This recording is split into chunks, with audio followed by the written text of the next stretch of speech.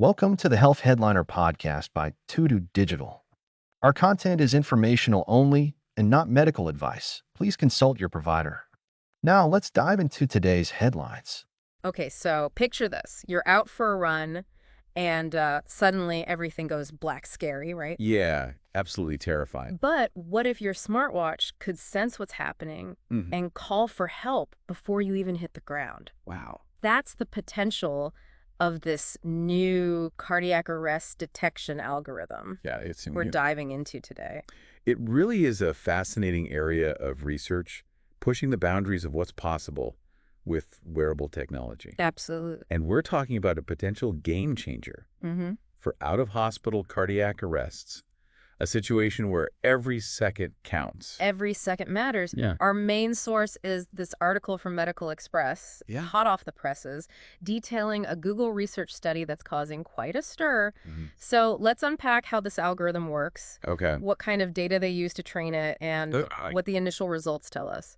Well, the core technology here is something called photoplethysmography, or PPG for short. PPG. You've probably encountered it before without even realizing it. Oh, really? It's the same principle behind those little clips you put on your fingertip at the doctor's office. Oh, right. To measure your blood oxygen levels. Pulse oximeters. Exactly. Okay, so how does that same technology work on a smartwatch to detect something as serious as cardiac arrest? It's all about analyzing changes in light absorption.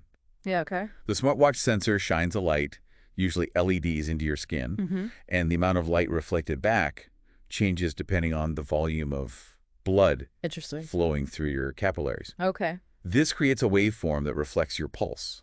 So the watch is basically seeing your pulse through light. Yeah, you could say that. But how does it differentiate between a normal heartbeat and a cardiac arrest? So that's where the algorithm comes in. Yeah. It's been trained on a massive amount of data Okay. to recognize the distinct patterns of a sudden loss of pulse. And they didn't just use data from everyday smartwatch users. Right. They went a step further, incorporating data for controlled scenarios that mimic cardiac arrest. This is where it gets really interesting. They use data from people undergoing defibrillator testing, where their heart was intentionally stopped for a brief period. Wow. Talk about a controlled environment, right? Exactly. This gave them a precise picture of what pulselessness looks like in the PPG signal, but they also recognized that not all cardiac events happen the same way. Yeah. So they included data from individuals whose pulse was temporarily stopped using a tourniquet simulating a different kind of circulatory interruption. Interesting. And they also used data from a huge group of smartwatch users without any cardiac events. Right? That to give the algorithm a baseline to compare against. Precisely by training on such a diverse data set, the algorithm learns to distinguish between true cardiac arrests and other variations in heart rate or blood flow. It's like teaching a computer to spot a very specific needle in a very large haystack. Okay, so the algorithm is constantly running in the background, analyzing your PPG data. And if it senses a sudden loss of pulse, it immediately calls 911. Well, not quite. Remember, false alarms are a huge concern. Right. You wouldn't want your smartwatch calling emergency services every time your heart skipped a beat. Oh, gosh, no. From excitement or exertion. Of course. So the system has a built-in safeguard. So walk me through what happens if the algorithm detects a potential problem. First, it doesn't immediately sound the alarm. Okay. The system actually monitors for user responsiveness for a full 20 seconds. 20 seconds? After detecting potential pulselessness. Yeah. It's essentially giving you a chance to say, hey, I'm fine. Right. Just caught my breath wrong. Clever. That's a clever way to minimize false alarms. Yeah. But what if you truly are unresponsive? Then and only then does it trigger an emergency call. Okay. This two-step approach balances the need for rapid response with the importance of avoiding unnecessary panic and strain on emergency services. So what kind of results did they see with this approach? I'm dying to know how well this thing actually works. The results are quite promising, especially in terms of minimizing false alarms. Good. They found that their algorithm had incredibly high specificity. Specificity? That's a measure of how good it is at correctly identifying people who don't have a cardiac arrest. In fact, they estimated only one false alarm per 21.67 years of continuous use. Wow, that's incredibly low. So in terms of real-world use, you're extremely unlikely to experience a false alarm. Very unlikely. But what about the flip side? Right. how good is it at detecting actual cardiac events? That's where it gets a bit more complicated. We'll dive into that in just a second. So before we went to that quick message, we were talking about how accurate this algorithm is at detecting those actual cardiac events. Exactly. That's got to be like the most important part, right? Absolutely. And it's where things get really interesting. The researchers measured something called sensitivity, which tells us how good the algorithm is at correctly identifying people who are experiencing a cardiac arrest. So how sensitive is it? Give me the good news. Well, it depends. For cases where the person was completely motionless, like suddenly collapsing while sitting down, the sensitivity was 72%. 72%. That means it correctly identified nearly 3/4 of those events. That's pretty good, but not perfect. What about situations where someone might be moving around? Right. Like if they collapse while out for a jog? That's a great question. And it's one of the key challenges in this type of detection. Think about all the different ways someone might move if they're experiencing a cardiac event. Right. It's not always a simple, straightforward collapse. Yeah, it could be a stumble, a loss of coordination, even just slumping over. Exactly. So how did they account for all that variability in their research? They got creative. Yeah. They actually brought in professionally trained stunt people No to simulate a variety of realistic collapse scenarios. That's amazing. They had people performing controlled falls, stumbles, and even those kind of slow motion slumps you mentioned. Stunt people. That's so cool. So how did the algorithm perform with all that dynamic movement thrown in? Well, the sensitivity dropped to 53% for those simulated collapse events. 53%. So still better than chance, but definitely room for improvement. And this is where the researchers acknowledge that more work needs to be done. So what are the biggest hurdles to achieving even higher sensitivity, especially in those more dynamic situations? One challenge is simply the complexity of the data when someone is moving their PPG signal is also affected by all sorts of other factors. Like what? Muscle contractions, changes in blood flow from exertion, even just the physical jostling of the smartwatch on their wrist. So it's like trying to pick out a faint signal amidst all that noise. Exactly. How do researchers plan to address those motion-related challenges? Well, they're looking at ways to refine the algorithm to better filter out those extraneous signals and focus on the specific patterns associated with cardiac arrest. They're also exploring the use of additional sensors that could provide more information about the person's movement and position. So they're really pushing the boundaries of what's possible with wearable tech. They really are. But let's step back for a second and think about the bigger picture. What are the real-world implications of this technology, especially if they can improve that sensitivity? The potential impact is huge.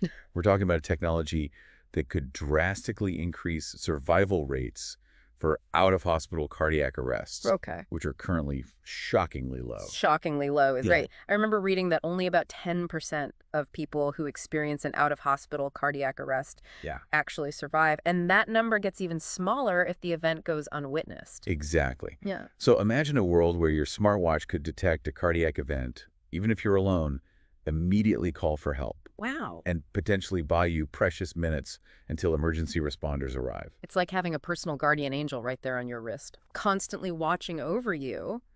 But even with all this life-saving potential, couldn't there be some downsides to having our smartwatches constantly monitoring our heartbeats? That's a valid concern. It's not just about the technology itself, but how it's implemented and used.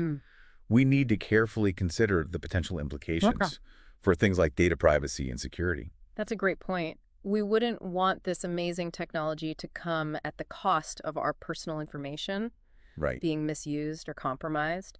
So how do we balance the benefits of this kind of constant monitoring with the need to protect our privacy? It's a complex issue with no easy answers, but it's a conversation we absolutely need to be having. Of course. As this technology continues to evolve. Right. It's not just about the science and the engineering. It's about the ethics and the societal implications. Exactly. And speaking of societal implications, let's bring it back to you, the listener. This technology is all well and good in a research setting, but what does it mean for your everyday life? Would you feel comfortable having your smartwatch constantly tracking your heartbeat? Yeah. Would it give you peace of mind, or would it feel like an invasion of privacy? And if this technology does become widely available, how do you think it should be regulated and controlled? What safeguards would you want to see in place to protect your data and ensure responsible use? These are big questions, and we're not going to pretend to have all the answers, but we hope this deep dive has given you some food for thought. Yeah. And helped you start grappling with the complex issues surrounding this potentially life-saving technology. We'll be right back after a short break to wrap up our deep dive and leave you with some final thoughts to ponder. We've covered a lot of ground in this deep dive. We have. Into cardiac arrest detection using smartwatches. And it's clear this technology has the potential to be truly revolutionary. Absolutely. But like with any powerful tool, there are important questions to consider about how it's used and what it means for us as individuals and as a society. It's fascinating to see how that line between like consumer tech and medical devices is blurring. Yeah, totally. You know, we're used to our smartwatches tracking our steps and our sleep. Right. But now they might actually be playing a role in saving lives. Yeah. This raises all sorts of interesting questions about the future of proactive healthcare.